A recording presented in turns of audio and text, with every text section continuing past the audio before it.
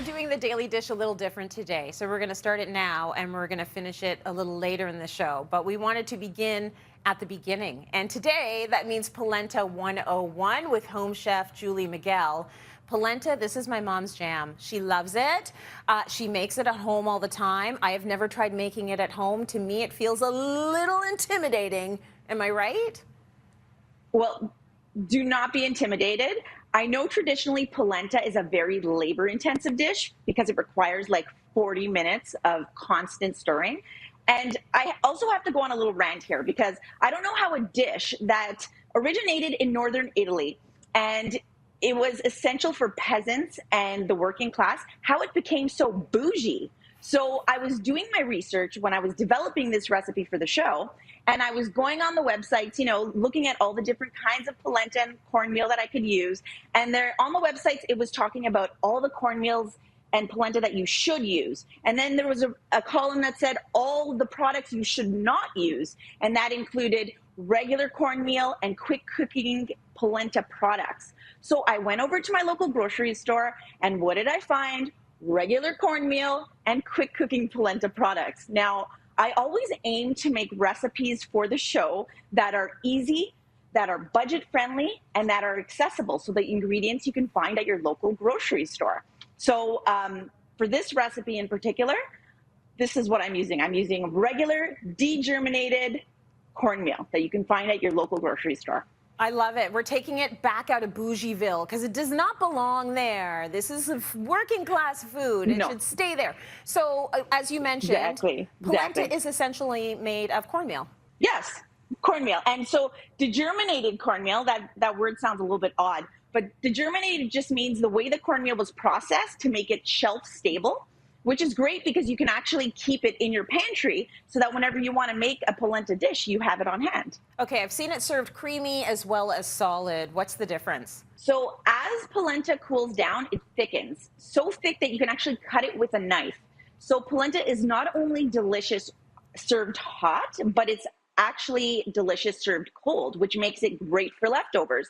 And it's so versatile. You can literally grill it, bake it. You could sear it in a pan. You can eat it with vegetables, meat, cheese, like fish, basically everything. It's super, super versatile. See, obviously you're a fan. So today we're making creamy Parmesan polenta, which sounds delicious. How do we start? Okay, so you bring 6 cups of water to a boil in a heavy bottom saucepan, and you add salt and a pinch of baking soda. Okay, you say the baking soda is actually a very important step. Why is that?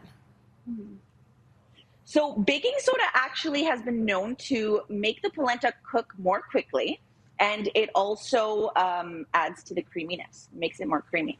Then you're going to get your cornmeal that we just spoke about, and you're going to pour it in a steady stream into the boiling water, and while stirring back and forth. So do this for about a minute and bring the water back up to a boil. And then you're going to lower the heat because it's going to start like bubbling up. So watch yourself.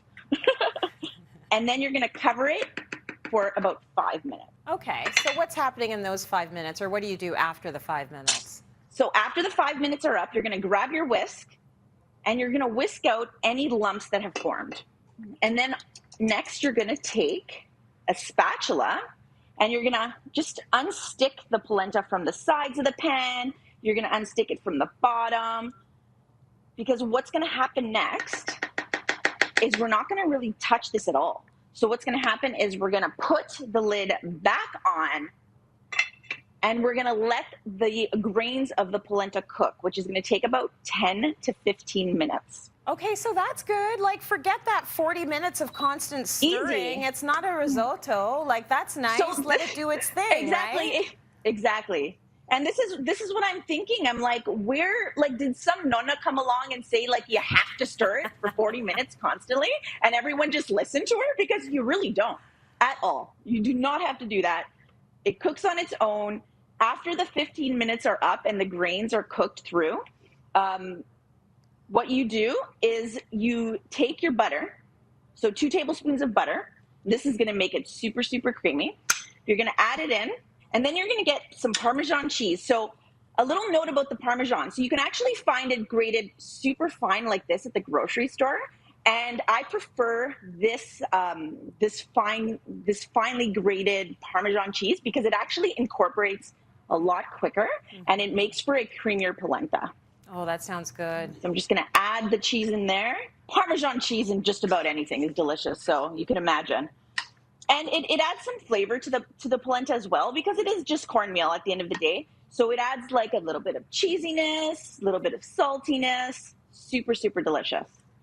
And that's kind of the thing with polenta. I mean, people are either into cornmeal or they're not. Like my son loves it. He has cornmeal porridge, like Jamaican porridge is his favorite kind of porridge. But if that's not your thing, it's not going to be your recipe. I like it too. I like the graininess of it all. It's so good. Okay, so easier than most of us ever thought. We're going to let that sit. And Good. that sits for a while. How long does that sit for, Jules? You're going to cover it and just let it sit for like 5 minutes covered. And that's just to let it rest. Just, you know, some food just need to rest before you serve them. So we're going to do that. And then later on, you're going to top this creamy polenta with what? So later on, I'm going to be making a savory mushroom marsala mix. And this is going to go on top of the creamy Parmesan polenta and make a delicious vegetarian family-friendly meal. Oh, I love it. And you know, it wasn't a nonna that told us to stir for 40 minutes. It was somebody who wanted to sell a really high-priced cookbook. That's what happened here. And then they were like, oh, but I got to make it look way more labor-intensive, so stir it constantly, right? I cannot wait for the end of this recipe. It's going to be so good. Thanks, Jules.